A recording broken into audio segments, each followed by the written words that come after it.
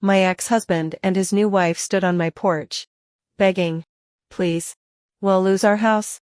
We have nowhere to go." Amy was sobbing. I looked at the man who made me homeless and simply said, "That must be difficult."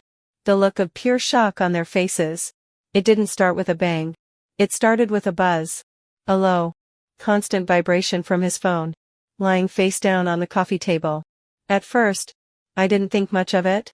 But soon, the buzzing became the new soundtrack to our apartment. It was the first thing I heard in the morning and the last thing at night. His phone, which used to be tossed aside when he got home, was now permanently attached to his hand. His coworker, let's call her Amy, was on the other end of that buzz. It was an endless stream of Snapchats and texts. I'd be in the middle of telling him about my day, and his eyes would flick down to his screen. He wasn't listening. He was reading. Head let out a small laugh, a little puff of air through his nose, at something she sent. When I'd ask what was so funny, He'd just shake his head. Nothing. Just work stuff. I tried to get his attention back. I really did. I suggested date nights. I cooked his favorite meals. I tried to start conversations about our future. About anything other than the silence and the buzzing. But it was like I was behind a glass wall. He could see me, but he couldn't or wouldn't hear me. He knew about my lifelong struggles with mental health. We'd been open about it since day one. But now, he was using it as a shield. Anytime I'd bring up how the constant texting with Amy made me feel, the conversation was immediately shut down. "You're just overthinking," he'd say, his voice flat. "You know how you get. She's just a friend." I started to feel like I was going crazy. Was I just being paranoid? Then he started going to her apartment. The first time, he told me a few of them from work were hanging out there after a long shift. My stomach twisted. But I bit my tongue. I had to be the cool, trusting wife. Right. If I made a scene, it'd just be proving him right, that I was the unstable one. So I just said, "Okay. Have fun.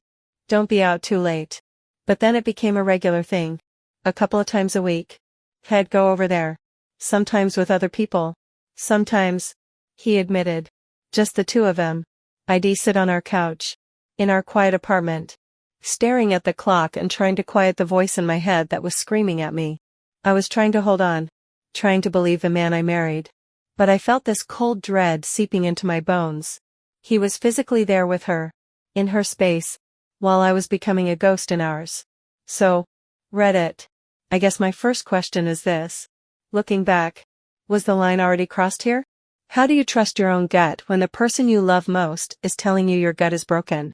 The uneasy peace I was trying to maintain shattered the night of the party. It was a work thing, he said, and she would be there. My mind immediately went into a high alert state. What do I do? If I tell him not to go, I'm controlling. If I let him go, I'll spend the whole night feeling like I'm being hollowed out with a spoon. I chose the second option, plastering on a fake smile and telling him to have a good time. The moment the door closed behind him, the apartment felt like a tomb. I barely slept. I kept checking my phone, but there were no texts, no calls. Around 3 a.m., I gave up and just stared at the ceiling until the sun came up. He didn't come home. When he finally walked through the door mid-morning, he looked wrecked. And he didn't smell like himself. He smelled like cheap beer and her perfume. "Where were you?" I asked, my voice dangerously calm. My internal dilemma was raging. Push this and risk the explosion, or swallow it and let the poison settle. I couldn't swallow anymore. The story came out in defensive bursts. He got too drunk. He couldn't drive. Amy offered him her couch. Nothing happened. I swear. He repeated. But he wouldn't look me in the eye. That's when I finally let it all out. The texting. The constant attention he gave her. The way I felt invisible. He exploded. "You're unbelievable." She was being a good friend. She's the only person who gets what I'm going through right now. The fight ended with him storming into the bedroom and slamming the door. A little while later, I heard his voice. Low and muffled. He was on the phone. I crept closer. My heart hammering against my ribs. I couldn't make out most of it. Just angry muttering about me. About the fight. But then, his voice changed. It dropped. Became softer. Almost tender. And through the wood of the door, I heard the words as clearly as if Head screamed them in my face. I think. Yeah. Man. I love her. It wasn't the way you talk about a friend. It was the tone he used with me. Years ago. A tone full of a secret. Shared warmth. In that moment, I knew my marriage was a corpse. And I was just waiting for someone to sign the death certificate. That signature came on March 14th. There wasn't even another fight. He came home from work, dropped his keys on the counter, and looked at me with dead eyes. I can't do this anymore. He said, I want you to leave. I was stunned into silence, my brain trying to process the command. Leave. What are you talking about? He just shook his head. Pack a bag. Get your stuff and go. We're done.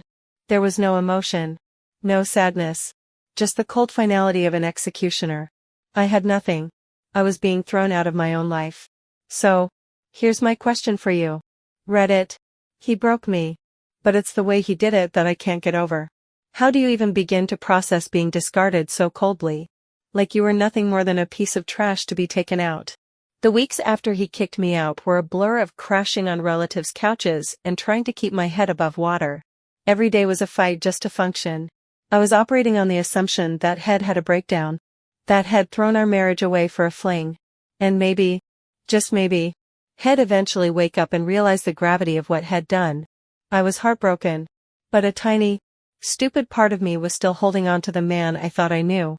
That part of me died last week. I got a message on Discord from someone I only vaguely knew. Someone who was in our larger circle of friends.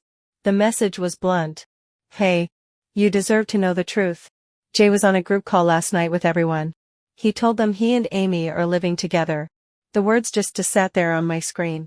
My brain tried to reject them at first. Living together. It had only been a few months since he kicked me out. The timeline didn't add up unless this was the plan all along. While I was at home trying to get his attention, cooking his meals, and begging for a sliver of affection, he was already building a new life. The move. The party. Him staying at her place. It wasn't a series of mistakes. It was a test run. The thought process was sharp and cold. A piece of glass in my gut. My home wasn't just our home. It was the waiting room for his new relationship. But that wasn't the worst part of the message. The person continued. He was laughing about it. Someone asked him how it was going and he said, it's awesome. Way more peaceful. And the worst part is, no one stood up for you. A few of them even said stuff like, happy for you. Man. They all knew. They heard him say it. And they just went along with it. That's when the floor didn't just crack. It fell away completely. The betrayal wasn't a single act from one person. It was a conspiracy of silence. These friends had listened to me cry. They had told me to hang in there and give him space. All while knowing he was moving on. Erasing me. And they were giving him a pat on the back for it. I wasn't just a failed marriage. I was a secret they were all keeping from me. Their enabling wasn't just passive. It was an active choice to side with him. In that moment, I realized he hadn't just cheated on me. He had taken our entire social circle with him in the divorce. So I'm left with this. I have no husband. No home. And now, no friends. It feels like my whole world was a lie. How do you rebuild your life from absolute zero? Not just recovering from a breakup, but from a betrayal so total that it makes you question every relationship you've ever had. Where do you even start when you find out your whole life was a story? Everyone else knew the ending too, but you.